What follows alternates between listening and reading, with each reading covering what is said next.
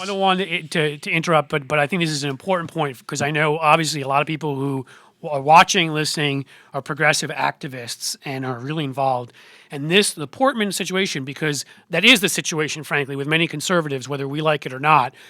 It's a reminder of how important it is for all of us to tell our stories. It's a reminder of how important it was for the gay rights movement to start getting people to come out of the closet.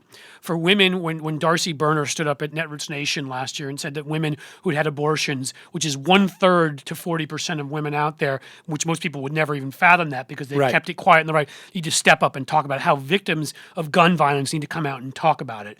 And we all need people to tell their stories because it seems like those personal stories are the only thing that's possible to get conservatives to change their opinions.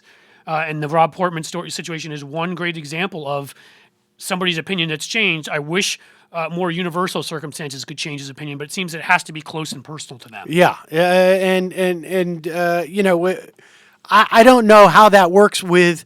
I mean, it's a challenge. I mean, because when you have the policy apparatus owned. I mean, I'm talking now, pivoting to Social Security, but Yep. because I think, fortunately, the policy apparatus is not dominated by these social conservatives to the extent that it used to be. That's right. And we still obviously have 5 members of the Supreme Court who are going to end up, I think, having more to say about this than they certainly should.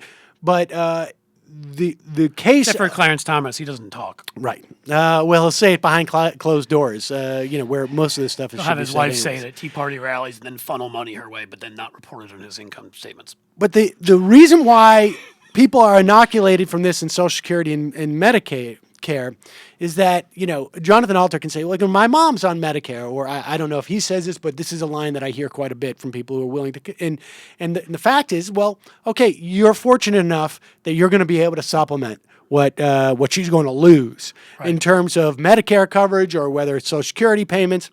And this week, Gene Sperling, who had said in his exchange with Bob Woodward that entitlement reform was baked into the DNA of the sequester, that the sequester was, in fact, a tactic so that we could get to entitlement reform and increase revenues. But we know that entitlement reform has been part of the agenda of the Obama administration. I don't know that that's controversial anymore. I've been told in the past that it is a controversial statement, but I think that those people must have given up on that notion now. That entitlement reform has been part of the Obama administration agenda since day one of their administration. I think it has been. I think it's just not even to do it in a major way. It's more about the checking it off the list and saying, as a legacy thing, we reformed entitlements. Definitely. So to them, they look at it and they say, because from their perspective, all the people they know are people that are giving up, private sector wealth by going to the public sector and making only $125,000 a year or something like that. The people in government, and then they know the wealthy people in the private sector.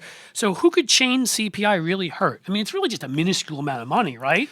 That's their perspective. So we're not going to actually really cut. I mean, you hear this. We're not going to alter Social Security in any real way. We're just going to structurally change right. it. We're just going to cut the change benefits. CPI, and then they can feel like we checked it off the list. We reformed Social Security. We can claim that forever, and it didn't really hurt anybody because who could possibly be hurt by that? Right. And the fascinating thing, I mean, just to broaden this out for a second, because we have compared this to President Clinton's welfare reform, which all policy people will now tell you was disastrous. I mean, the reason why we see such an expansion of SNAP, of food stamps, of other programs is to make up for what happened with welfare reform, and it does it in a very poor fashion, no pun intended.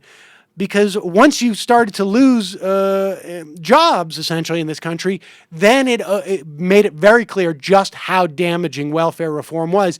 Yet, and it's you can never hear anyone in the mainstream media. I would challenge anybody to find a single comment by a commentator on any show, anywhere, or news report that mentions welfare reform as part of Clinton's legacy in a negative light. In fact, it's always done in a positive light, as if legacies, when it comes to domestic policies now, and this wasn't always the case, but it really seems to be the only way to perceive a legacy in terms of domestic policies now is when government is able to deny benefits to people. Right. I mean, it is only in that context where, as if the corporate, the establishment class perceives like, look, people are always going to want stuff from government.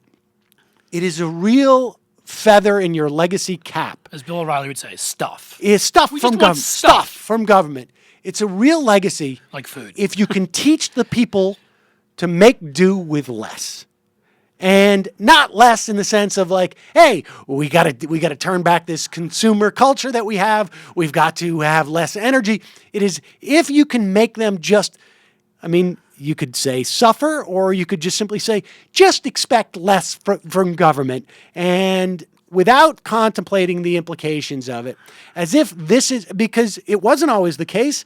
FDR's legacy was built upon, hey, government can actually help people and do it effectively and keep people out of poverty. And so, as conservatives would say, quoting Jesus, you can either give a man a fish, or you can teach him to fish, but then hold the fish just far enough out of reach so that they starve while trying to get right, or you can teach them to fish, but make sure that all the fish in the pond is basically behind a net. But make sure all the And fish that are in only Jonathan our Alter's buddies- bank account. Yeah, only our buddies get to be in the stocked area of the pond. Right. So we'll teach you to fish. Right. You just doesn't have to mean do- that you there's just have going to to be do it- any fish out there. You just in the have to pond. do it in the East River. Right, exactly. Good luck.